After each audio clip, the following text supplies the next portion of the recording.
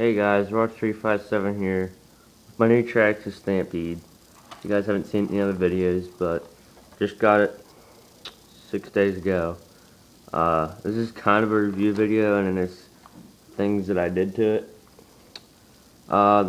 First, if you're looking at getting one of these, there's a couple things I would get for it before you get it, so you don't mess it up and beat it up. There's a steering survey on the bottom of it, and there's a little, in the other video you can see it, but that's what makes it change tires. There's a little notch, screws and metal down there, and it moves around, and it could be hit by rocks and stuff, and easily broken if you don't put a guard over it. Made this in the basement. It's 15 bucks on eBay and stuff. You can buy a little plastic one and just screw it on there if you're too lazy to actually build one in a basement if you have the right tools. This is a piece of scrap metal, cut it out. Got some screws for it, long enough screws, went to Peggin and Faggin's 2 days ago and got screws for it. Also, I would highly recommend getting a little fan for this. I am going to also. This speed controller, the motor, get very, very hot. I mean, the other day I was done running it, and this is the power button.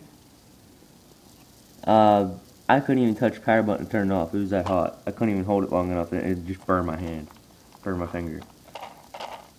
And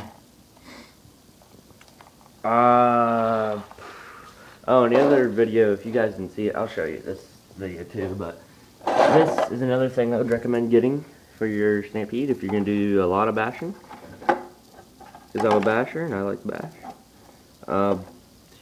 You have to cut it out, you put it on there, put some Velcro on it, the Velcro comes with it, and it's on. And you have to cut there's a little bump right here for your antenna, and you take a drill and go right through it, and then you just pop it off.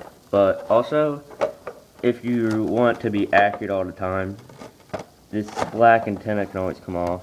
Just hold it down with your finger. See, if you don't, it'll come off very, very easily. So you don't want to lose that when you're out there outside in the grass changing your battery or something, or out on the driveway or sidewalk or something, and it rolls into the tan bark or something, you won't be able to find it. And then the remote, I like it a lot. Make sure you never turn on your Stampede with this set at 70-30. Always have it at 50-50. See how it moves the trigger? That gives you more room for 70-30. And 50-50. Now it has less room that way now, more room this way. That's 50-50, that's the way it should be. Though I don't think it's not necessary to put it to 70-30, because unless you're making your Stampede go 100 miles an hour, yeah, it should put it to 70-30 so you have more room to adjust your speed. I don't know what this knob does here. I read it in the manual and it says it makes your sensitivity steering a lot faster or something. I moved it and it felt like it did nothing. I moved it all the way, still felt like it did nothing. This is your steering. You only have to move it a little bit when you go to get it and adjust it. And then 4 AA's, which is nice because my old remotes used to take 8 AA's for my other RC trucks. They were my dad's. They weren't very good. I mean, they were good. They were good ones. They were a couple $100, not like Walmart RCs. They were a couple $100, but they would only go like 15 miles an hour because they were so old. There's like 7 of them. And do not get the Stampede. It costs us like $400. Get the one with the 2S LiPo, because a 2S LiPo is so much more better than a sucky battery. And I would get another battery for it, so when, like, say this one's done, you can plug that one in right away, and whenever you feel like running this one, you can. That one's already charging, and it takes 7 hours to charge them. Do not charge them when they're hot, because it's just not safe to, and especially if it's hot and then you plug it in and you go to bed or something. Definitely don't do that. Unless you want to spend 50 bucks on the battery and charger, probably, because that'll ruin the charger if it like blows up or something.